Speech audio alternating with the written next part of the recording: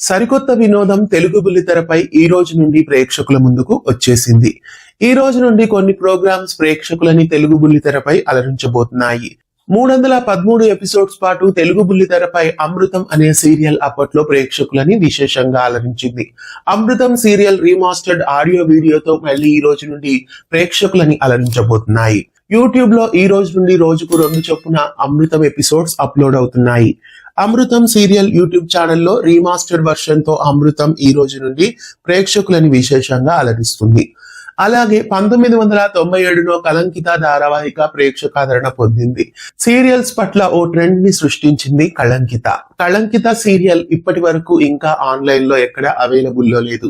3 దశాబ్దాల క్రితం ప్రేక్షకులని అలరించిన కళంకిత సీరియల్ ఈ రోజు నుండి డిజిటల్ రిలీజ్ గా ఈటీవీ ప్లస్ ఇండియా యూట్యూబ్ ఛానల్లో అలరించబోతోంది. సోమవారం నుంచి శుక్రవారం వరకు సాయంత్రం 6 గంటలకి కళంకిత ఎపిసోడ్స్ అప్లోడ్ అవుతాయి. మిస్ కాకుండా చూడండి.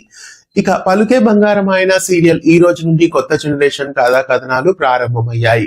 కొత్త సీరియల్ లాగా కొత్త ఫ్లేవర్ తో ఈ సీరియల్ ఈ రోజు నుండి ప్రేక్షకులని అలరిస్తుంది.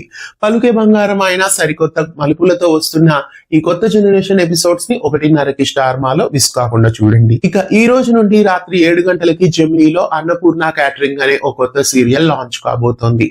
సరికొత్త కథా కథనాలతో విభిన్న రీతిలో అలరించడానికి ఈ కొత్త సీరియల్ నేడు ప్రారంభం కాబోతోంది. రాత్రి 7 గంటలకి జెమినీ బుల్లితెరపై ఈ కొత్త సీరియల్ ని చూసేయండి.